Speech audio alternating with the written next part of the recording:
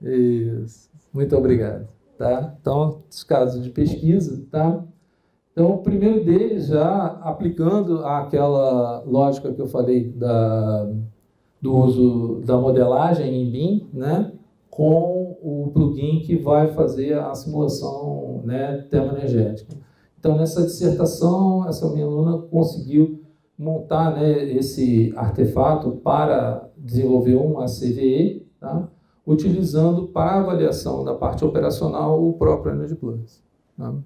Então, você consegue, por esse método aí que a Aline preconizou aí, fazer toda a avaliação do ciclo de vida energética em edificações. Quem foi, inclusive, da banca desse projeto foi o professor Roberto Lamberts, né? Foi o membro externo dessa banca aí da Aline. E esse método aí que a Aline cunhou aí foi aplicado nesse outro projeto aí, da aluna Natália, para uma edificação em wood frame, né? E do padrão do Minha Casa Minha Vida. Esse aí é da Caixa Econômica mesmo. A gente pegou e adaptou o projeto que era feito em alvenaria, né, para wood frame. E a Natália desenvolveu aqui os modelos. Tá? Isso aqui tudo são as composições para ser colocados na modelagem BIM. Né?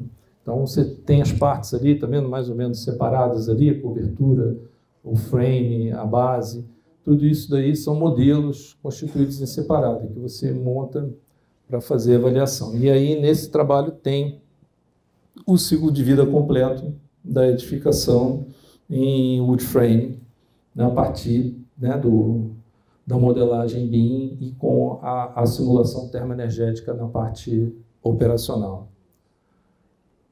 Aí, volte, claro. Esses resultados, em relação com a casa convencional em tijolo? Sim, temos. Na própria dissertação tem. Tá? Eu passo para você depois. Sem problema. É que eu não me lembro o número certo de cabeça, mas é qualquer coisa aí em torno aí de 25%, 26% da energia gasta para fazer essa casa do que é para fazer a casa original. Diga. Pergunta de mercado, assim, sim. Se a gente quer colocar isso no político público, a gente sim. quer que seja feito no wood frame. Assim, qual o mercado, efetivamente, tem de fornecedores de wood frame que tem escala, que possa não ser caracterizado como um direcionamento, que só tem dois abrir? Ok.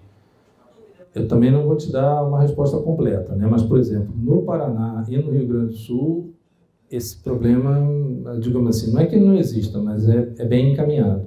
A não ser que todo mundo goste e dê certo para todo mundo, né?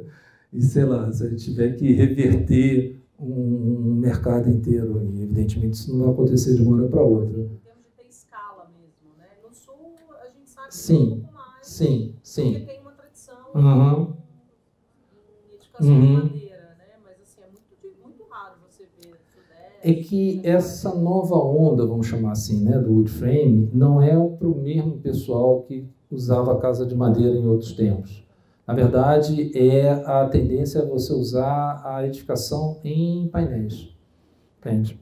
O painel em si, ele é mais, digamos assim, ele é mais atrativo, né? Ele interessa mais ao mercado do que a madeira propriamente dita. Tanto que você tem a alternativa do steel frame também, né? Não só do wood frame. Mas por quê? Porque é você vê mais porque você tem, vamos dizer, a parte da montagem, você tem duas alternativas para o wood frame, para o steel frame. É você montar na obra ou você montar na fábrica. Tá? Você vê muita montada na obra, tá? Porque o pessoal constrói como se estivesse construindo uma casa antiga, né? Faz toda a estrutura no frame de aço e depois vem com as chapas e vem fechando. Tá? Sei lá, 70%, 80% das casas em steel frame é nessa tecnologia. Agora, tem a que é montada na fábrica e leva já pronta para você fazer lá na hora. E isso é outro mundo, né? Porque o número de horas que você reduz, o número de operários que você reduz para isso é muito maior. Entendeu? A técnica antiga ainda é melhor do que a alvenaria convencional, tá? Mas ainda... Agora, de novo, wood frame, especificamente, você tem no Rio Grande do Sul, tem Santa Catarina, tem Curitiba, São Paulo, tá? Para você, se você quiser fazer agora, quiser contratar alguém lá e tal, montar, você vai conseguir, não é difícil. Agora, a escala, ela é construída com o tempo, na verdade. Então, por exemplo, iniciativas como o próprio pessoal da Tec Verde teve lá em Curitiba, o que acontecia? Você não fazia para Minha Casa Minha Vida, você fazia só para padrões, né, de maior custo. Como é que eles entraram no mercado Minha Casa Minha Vida? Eles tiveram que fazer a anotação técnica do material. Você sabe que tem um sistema, né, o SINTAC, né, para SINAT, desculpa, SINAT. Para você entrar no SINAT, você tem que fazer a DATEC. E o pessoal da Tec Verde fez a DATEC. E levou lá no Falcon Bauer, lá em São Paulo, testou tudo direitinho, entendeu? Segundo a norma de desempenho. E autorizou, assim, uma DATEC, o Ministério das Cidades, agora é a Secretaria, não sei, né? Tá aqui? Perfeito. Ok. Então, esse foi um passo fundamental, entendeu? E agora o wood frame cai de preço lá em Curitiba porque a Tec Verde consegue fazer escala. É um caso isolado, tudo bem, mas vai andar por aí, entende? Cada vez a gente tiver mais possibilidades dessas, isso vai melhorando. E como o professor que estava, né, com a preocupação, né, de você ter algumas dessas iniciativas, você tem que tentar também mexer onde que há o interesse. O interesse é você ter menos tempo, ter menos desperdício, certo? E não veio só para contemplar uma estratégia mais sustentável, mas principalmente porque é uma estratégia de mercado também interessante. A construção de painéis vai, entendeu, ocupar cada vez mais espaço, não tenha dúvida. O tempo que isso vai levar, realmente eu não saberia te dizer. Mas eu acho que a gente tem boas perspectivas nesse sentido, sim. E até no norte do Brasil, que o norte do Brasil ainda tem mais construção em madeira, né? É que a maior parte das construções de madeira não são, né, na selva, palafita, aquelas coisas todas. Mas você tem madeira, você tem matéria-prima. Então não vai ser difícil, né, de levar isso para lá. O Nordeste é um pouco mais complicado, realmente. No Nordeste, a oferta disso é menor. Diga. Professor, falando a questão dos painéis e o bambu. E o bambu, Perfeito. o Paraná tem Muito uma bom. iniciativa com isso. Muito bom. A gente já fez o professor Jaime aqui, Sim. da arquitetura. Sim, sim, sim. E a gente tem exemplos de uso de bambu na América Central. Uhum. Né? Você tem Sim. capas ali da China, etc. Isso. E parece que há estudos significativos. Muito. Que mostram Tem muita fundamentação científica, sim, sim. E aqui, em contraterreno, que caminhos, né, o senhor poderia... Olha, assim, vamos lá. De novo, são coisas assim que a gente tem que se debruçar um pouco mais, né? A gente, como pesquisador, fica meio receoso de dar respostas, né? Muito, porque a gente quer estudar o contexto primeiro, quer saber das... Eu tenho um colega que pesquisou isso lá em Curitiba. Ele plantou um bambu nos fundos da universidade, né? Só que ele fez ensaios específicos, né, de peças estruturais, de esquadrias, tá? E que não responde, vamos dizer, a tua dúvida sobre a questão de mercado, né? Viabilidade técnica nós temos, então acho que isso é uma coisa importante para a gente, né, começar a pensar. Tem estudos já feitos aqui no Brasil e tem estudos lá de fora, vários estudos em que viabilizam, né, o uso do bambu. Em termos de mercado, eu entendo que é uma questão de alguma iniciativa. Tem que ter alguma iniciativa, não sei se exatamente uma DATEC, né, de bambu, né, mas tem que ter alguma coisa que ateste, entendeu, para o empresário que aquilo ali é bom, funciona e faz sentido. Entende? É porque tinha algumas iniciativas que eram meio assim, questionáveis, né, de usar o bambu dentro do concreto armado, né, substituir, né, o ferro, né, pelo bambu na peça de concreto armado. Isso eu não... Mas isso aí é um estudo lá do Rio de Janeiro, daquele processo da Vânia. Sim, sim. E é com relação a ele. Sim. Sim. Eles têm propriedades muito semelhantes do aço, Eu acredito que isso possa funcionar, mas eu acho que usar o bambu, por exemplo, para fazer painéis mesmo, funciona melhor. Sim, sim.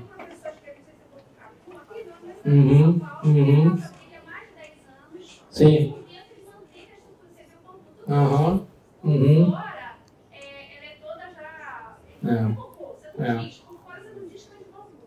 Olha só, seu nome é? Cláudia. A gente tem coisas muito interessantes para fazer a construção sustentável. Eu tenho aluna que está pesquisando arquitetura de terra agora também. Entende? Não, ela está fazendo pré-moldado de terra crua. Ela faz como se fosse a taipa de mão, só que fazendo a placa. Né? Tem. A professora da UFSCar também desenvolveu já essa tecnologia. A professora Kemi Ino, lá da Federal de São Carlos. Desculpa, ela é da USP de São Carlos. A Kemi, exatamente. Entendeu? A Kemi sabe tudo de arquitetura de terra. Nós temos muitas possibilidades interessantes. O Adobe em si também poderia ser outra consideração, mas todas vão sofrer desse passo inicial, entendeu? Dessa oferta aí que algum organismo importante tenha que dar para que isso aí possa ser reconhecido como material de construção viável. Entende? Tecnicamente já tem muita coisa boa testada nesse sentido. Mas eu entendo assim que no nosso contexto aqui a gente sempre está precisando de alguma coisa que vai... Com relação a só para não atrapalhar muito... Não, tudo bem. Na madeira a gente tem a portaria 318 que regulamenta a produção Sim. de madeira para a região norte. Exatamente. E é tudo. Foi o professor do laboratório de floresta, né? Sim. Que ajudou a gente, o Instituto Florestal, que eles fizeram toda a regulamentação.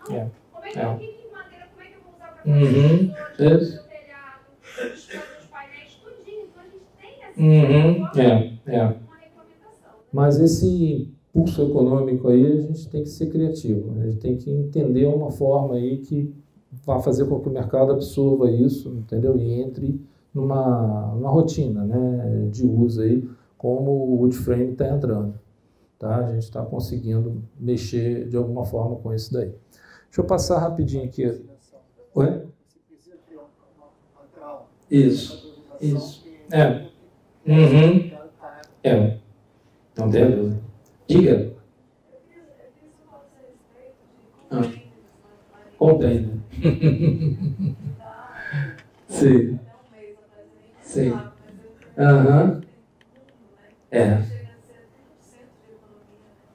Pode até ser mais, depende de como você vai montar a tua casa.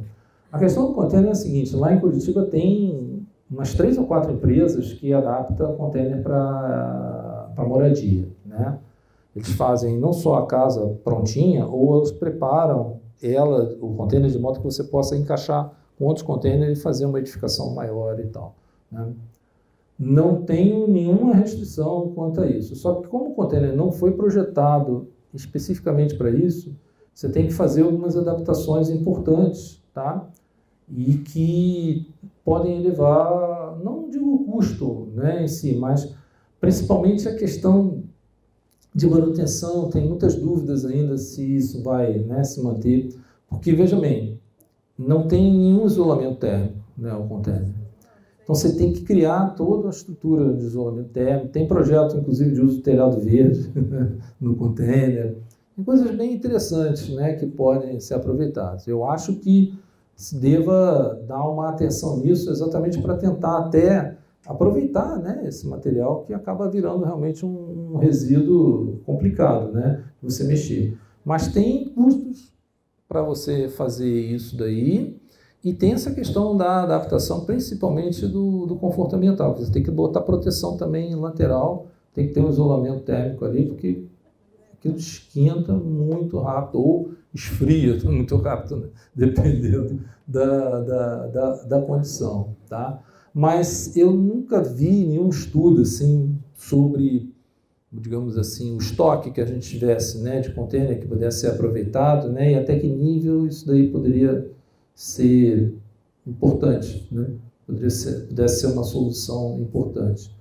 Como arquitetura emergencial, com certeza, não tenha dúvida que né, é um uso, mas assim, para uma moradia mais definitiva, eu acho que a gente carece ainda de estudos para saber se a gente tem isso tudo, né, se a gente tem essa quantidade toda de material para isso. O fato é que eu acho que já até daqui a pouco vão estar fazendo especificamente para isso, né? Não sei. Então, vamos ver só as outras aqui. Ó. Esse trabalho aqui de economia circular vem exatamente no sentido de mostrar não só os conceitos, né, da economia circular, mas como que dentro do ambiente construído você faz esse aproveitamento. Então aqui tem uma lógica aqui de projetos flexíveis, né, peças que você vai encaixando aqui, como que você ao longo do ciclo de vida pode inclusive dar outras destinações a partes da edificação, tá? E tudo no sentido de manter esse valor agregado do material de construção para que você possa estar sempre reaproveitando ele ao final, não só do ciclo de vida, mas até se alguma alteração que você venha fazer, se isso possa ser reaproveitado, né? Esse trabalho da Maiara também é bem interessante, que nós estamos fazendo parcerias com muitos arquitetos, né? Uma boa parte dos alunos que trabalham no nosso programa são engenheiros. Essa moça é engenheira, mas ela tem, por exemplo, todos os bolsistas de SEI que trabalham com ela são arquitetos, exatamente para ajudar a definir isso daqui, né? Essa parte das construções flexíveis, né? Que possam ser montáveis e desmontáveis. E tinha que mostrar. Isso aí é uma coisa... É um trabalho muito interessante, né, dessa minha aluna, mas eu trouxe porque foi um dos projetos que a gente chegou a desenvolver junto, né, Micael. E tem aí 2 artigos aí que são ainda muito citados, né, que engraçado, né, cara, até hoje, né. 20 anos os artigos ainda são... Volta e meia eu recebo lá no ResearchGate, lá, né, seu artigo foi citado, quando eu olho está lá, o artigo do telhado verde. O trabalho lá com essa moça aqui, com essa aluna, foi no sentido de montar protótipos, tá? Com plantas variadas, aquelas ali que estão ali no canto, e a gente testou durabilidade, adaptação ao clima, consumo de energia, né? Na parte da diferença, né? Da temperatura superficial e a temperatura inferior do protótipo, e qualidade da água, tá? Aqui são as amostras aqui da qualidade da água que a gente tirou de cada protótipo. Em Curitiba é muito engraçado, tem uma lei que obriga, né, que as casas novas todas têm um sistema de captação de água de chuva. Só que eles não dizem o que você faz com essa água depois, né? Você bebe, dá para o seu filho, o que você faz com essa água, né? Então, tem que ter uma avaliação de qualidade. E aí a gente se debruçou em cima disso daí, porque o telhado verde, assim, hipoteticamente, poderia estar melhorando essa condição dessa água, mas não é bem assim. Ele vai dar outros problemas, porque o substrato e a argila expandida, que às vezes você usa para fazer a drenagem, eles deixam resíduos. Por isso que tem as cores diferentes aqui, né? Cada garrafinha dessa tem uma cor diferente, por conta do tipo de planta e por conta do tipo do sistema de drenagem, a quantidade de substrato também dá essa diferença, né? Então, é um trabalho muito assim, importante por conta da avaliação dessa qualidade, né, da água, da quantidade da água que passa, né? É uma coisa importante do telhado verde, que ele reduz, né, a quantidade de água residual que vai para o sistema de águas pluviais, né? Esse tipo de protótipo que a gente fez é o do telhado verde extensivo, né? O telhado verde extensivo é um protótipo, é um telhado verde que tem 5 ou 6 centímetros, né, de substrato, diferentemente de um intensivo que tem 20, 25 centímetros de substrato. Um serve para um tipo de planta, outro serve para outro tipo de planta. E cada vez está se dando mais importância dos intensivos, porque no intensivo você pode, por exemplo, plantar comida, né? Você pode fazer um jardim bonito, uma área, né, de lazer diferente na sua casa. Já o extensivo, ele é tem só a proposta de você trocar telha por planta, né? Inclusive para você fazer retrofits, para poder aproveitar coberturas já existentes, tem que ser o telhado verde extensivo, porque o peso dele, né, é bem menor. E esse aí foi feito no extensivo. E a capacidade de retenção de água de chuva desses aí deu, em média, 70%. Ou seja, de cada 100 litros d'água que caem em cima dele, 30% só vão para o sistema de água pluvial. Isso é um número muito interessante e que corrobora a literatura técnica. O professor Manfred Köhler, né, que foi, né, o nosso inspirador lá naquele artigo, em todos os artigos do Köhler a gente vê esse número em torno de 60% a 70% de retenção no telhado extensivo, e essa pesquisa corroborou. Porque assim, isso, sai 30. Agora, os 70, exatamente, uma parte evapora diretamente do substrato, outra parte é incorporada na planta e outra parte a planta sua, vamos dizer assim, né? O processo chama-se evapotranspiração, que é a evaporação do substrato, a transpiração da planta. E ainda, dependendo da planta, por exemplo, essa planta que eu coloquei, a Bubini frutescens, é a primeira ali em cima, ela dá uns 25, 28 centímetros, né, de altura, além do substrato. Isso cria uma camada de circulação de ar por convecção que também ajuda a evaporar a água. Então, é uma leitura importante aí. Acho que tem menos altura, né, de folhagem, retiveram menos água dessas maiores. As maiores conseguiram reter mais água porque conseguem fazer essa troca por convecção também. E telhado verde, assim, é um mundo, né? Muito tempo que a gente estuda isso, e desde que eu entrei lá na pós-graduação, em 2009, todo ano eu tenho um aluno pesquisando telhado verde. Então já tive pelo menos umas 10 a 12 dissertações só sobre isso daí. Efeitos de ilha de calor, só sobre substratos, né? Essa moça fez o mesmo substrato para 5 plantas diferentes. A outra colega dela fez do outro lado aqui a mesma planta para 5 substratos diferentes, né? Então, uma avaliou a influência do substrato, né, na captação de água de chuva e tal, e a outra avaliou a espécie, né, o tipo de planta. E só essa dissertação aí já tem 4 artigos. A partir dela a gente consegue tirar muita informação interessante. E a última que está trabalhando aqui, só para trazer o Energy Plus de volta aí para, né, a discussão, é o uso de fachadas verdes, né, em edificações, né, e como que a fachada verde reduz, né, o consumo operacional. Tá? Ela simula, né, aproveita, né, as facilidades do Energy Plus para colocar fachada verde em uma fachada, 2 fachadas, todas as fachadas, ela faz vários cenários, né, e ela vai mostrando ali, né, que algumas você tem um aproveitamento melhor, maior, mas quando você bota em todas elas, você tem uma redução de consumo energético operacional bem interessante, 30%, e aí, Miguel, só considerando climatização. Não está considerada a iluminação, porque o caso é muito complicado para a gente estabelecer, né, um fator de redução de iluminação por causa da planta, né, e tal. A gente imaginou, não, que a janela fica toda aberta, né, e, enfim. Mas aí, só para climatização, você tem esse nível aí de redução. Então, isso aí seriam os trabalhos aí que a gente está desenvolvendo agora. E esse daqui é um trabalho mais antigo, mas que é um empacotamento da minha tese. Todo esse sistema que eu mostrei de análise de ciclo de vida energético pode ser desenvolvido aqui, tá? Essa planilha aqui, ela está disponível, entendeu? Vocês podem, né, baixar ela.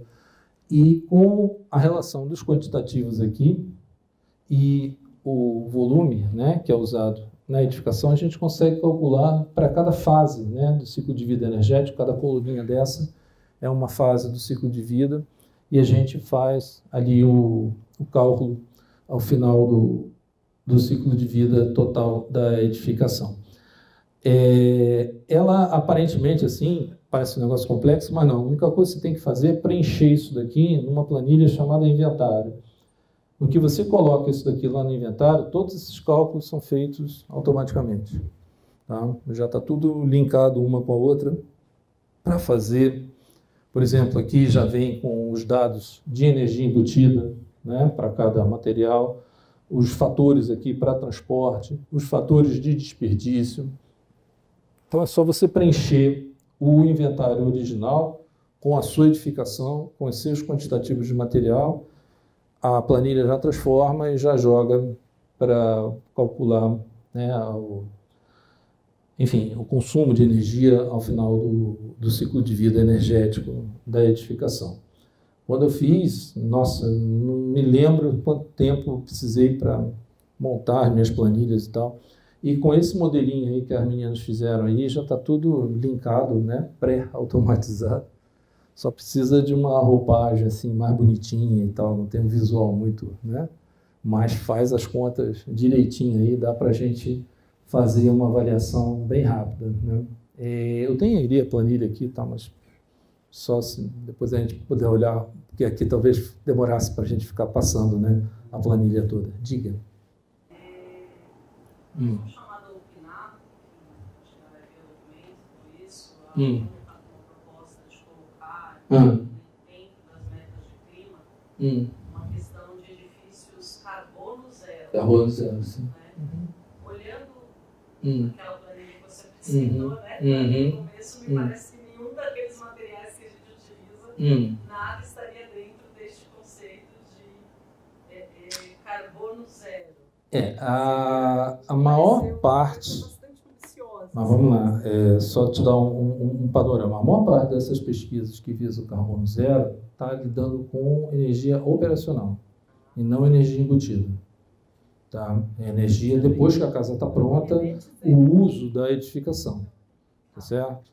Agora, tem gente que pensa nisso aí que você está dizendo mesmo. Tá? Que você está imaginando que seria carbono zero disso daí. Eu vi lá, quando me falaram que o DNA quer que o MDR sim. Eu tinha entendido que era um ciclo de vida da edificação. Não. A maior parte das pesquisas não. Tem, como é que é, Micael? Tem uma bacana desses concursos aí. Tem o Decátulo Solar e qual é o outro? Tem um outro também de Zero Energy, né? Não tem alguma coisa assim? Né? SEB, né? Zero Energy Building, ZEB, isso. Tem concursos, você pode estar, entendeu? Se inscrevendo projetos, todo ano praticamente tem, né? Mas todos eles são operacional. Não, só operacional. Porque pelo embutido lá do que ele se apresentou, tá. Agora vamos lá. Tem como fazer um zero carbono? Eu concordo que é quase impossível mesmo. É muito difícil você fazer um zero carbon com os materiais, tá? Mas tem algumas pistas, tá? A primeira delas, evidentemente, é madeira, tá? Porque a madeira, o que acontece? Além de ela gastar menos energia e gerar menos emissões para você produzir as peças, né? Ela faz um estoque de carbono. Então, se você considerar que aquele carbono todo que está dentro dela ali, digamos assim, né, contabiliza positivamente, ao contrário, você está fazendo uma que retira até carbono, nem só zero, fica até negativo.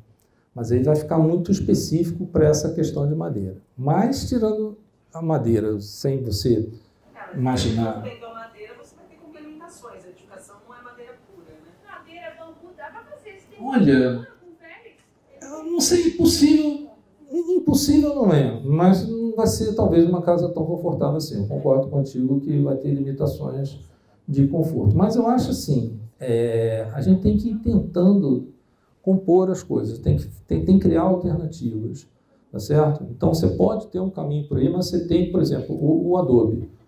O Adobe, entendeu? Você é terra, né? E você pode secar ao ar livre. Aqui no Brasil você pode. Se ficar muito ruim de secar, economicamente é muito ruim, mas você pode secar num forno que use madeira de área de manejo, entendeu? Se essa madeira, né, é de reflorestamento, área de manejo, você usa ela num forno para secar o adobe, beleza. E eu vejo isso até para a própria cerâmica. entendeu? Um projeto que a gente trabalhou, né, lá na Alemanha, lá, era visando exatamente diminuir o ciclo de vida energético da cerâmica. A minha inspiração para isso daí veio lá do pessoal da Wienerberger, que estudou o ciclo de vida energético da cerâmica vermelha. Eles usavam menos matéria-prima, eles incorporavam materiais orgânicos na mistura da cerâmica, serragem, e quando ela ia para o forno, a serragem com 250, 300 graus já queimava, então tinha uma geração endotérmica de calor. Isso fazia com que o tempo dentro do forno caísse assim para horas. Enquanto aqui a gente tem que ficar, às vezes, 2 dias, entendeu? Com a coisa queimando dentro do forno. Você...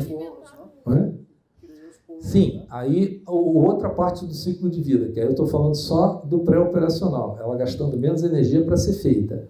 Esse material fica com uma densidade muito baixa. A densidade original de uma peça de cerâmica, você pegar aí aqui no Brasil, é 1.800 a 2.000 quilos por metro cúbico. O Poroton pode ter 900 quilos por metro cúbico, entendeu? Menos da metade. É muito engraçado esses tijolos grandões, e tu levanta assim, tu pensando que vai fazer um mega esforço, o bicho é bem levinho, porque ele é todo poroso por dentro. E essa porosidade... Não, porque ele tem uma geometria apropriada para isso. Quer falar do Poroton? Isso mesmo, né? É o geometria. Explica. É muito fina, é uma questão da qualidade na produção. Você precisa de uma mescla exata. Exato. Mistura a cerâmica, e por isso tem uma queima muito correta também. Né? Então tem que ser uma produção muito perfeita. Mas então você tem uma resistência, nós temos prédios, Sim. quantos andares, 6, 7 andares, com esse tijolo importante. E que praticamente tira o cimento da construção, tá? Porque ele é feito de modo a que ele tenha uma certa largura para ter um isolamento térmico interessante, e eles encaixam exatamente. Por ele ser largo, ele tem um sistema assim, de dentes assim, que ele encaixa. E ele é muito bem feito, ele é muito certinho, você só precisa passar uma colazinha, né? Muito pouquinha, para ajustar um em cima do outro. Então você pode montar ele inteiro sem cimento, só para a fundação. Né? Para coisa que ele é autoportante, não precisa você colocar mais. Então, o que eu estou falando isso tudo porque zero carbono, talvez realmente não tenha, mas coisas nesse sentido são muito boas. Você faz um Poroton desse com combustível de madeira reciclável, madeira renovável, né? Floresta renovável, e com, digamos assim, sem nenhum outro agregado ali, né, que precise de energia para ser feito, você está baixando aí bastante o carbono dessa casa. Não sei se vai chegar a zero, né, mas é uma pista possível. Agora, economicamente viável, é uma outra discussão. A gente tentou trazer essa ideia no Poroton aqui para o Brasil. A questão do custo, né? Porque usar isso dentro do operacional, você ter uma parede de madeira, você conseguir manter o conforto sem ligar nenhum aparelho ali, também não é simples, né? Não, simples não é, mas a madeira para determinadas regiões do Brasil... Do carbono embutido lá e do carbono que você vai gastar em ar-condicionado e outras coisas. É que a gente nem sempre precisa de tanto isolamento assim, tá? Inclusive, uma das coisas interessantes que a simulação mostra para a gente é a necessidade de a gente fazer muito isolamento ou não para determinados climas. Quando eu estudei lá com o Lambert, lá, uma coisa que ele botava a gente para fazer era isso. Vai enfiando aí isolamento térmico nessa parede. Vê até quanto que o consumo de energia realmente vai caindo. Tem uma hora que o consumo começa a subir. Aí eu falei, como é que sobe? Por que sobe? Porque acumula tanta energia de dentro ali, ela não sai, porque ela isola demais e ela volta para dentro da casa. Entendeu? Então, tem situações em que isolar demais também não precisa. E aí, talvez a madeira chegue nesse ponto interessante aí, tá? Em que você isola só o suficiente. Tá? Dá para fazer sim. Tem... Agora, na Tunísia, com 4 sim. Né? Sim. Exato. Então, mas tudo isso é briga. É a gente sentar, fazer, simular, voltar, entendeu? A gente vai precisar ainda, né, de ralar um pouquinho sobre isso daí. Você ia falar alguma coisa mais? Eu estava falando lá atrás, acho que eu vou até atrapalhar agora aí. Sobre a questão do forno, você falou da madeira de... O bambu, eu sinto eu adoro bambu. Sim. O bambu tem um poder calorífico, em termos de geração de calor, assim. E ele tem um crescimento de 3 anos e está maduro. Sim. Então, assim, gente, o bambu... É um belíssimo combustível, não tenha dúvida. Sim. Não, a biomassa aqui no Brasil é muito mais explorada, né? A gente pode estar valorizando isso aí. E aí não só usando o bambu como material de construção, mas como biomassa também, né? Então, pessoal, acho que foi essa daí. Agora realmente a gente fechou aí, tá? E eu me disponho ali, a partir daqueles endereços ali, depois a gente pode voltar. Tá. O senhor consegue, por favor? Muito obrigado, meu amigo. Muito obrigado.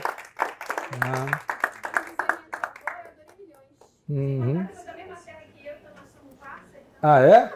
De onde você é lá? Eu sou do Pé Madureira.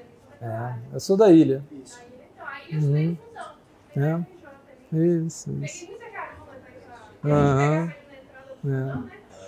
Mas eu estudei em Madureira. Eu fiz 4 anos de engenharia na Souza Marques.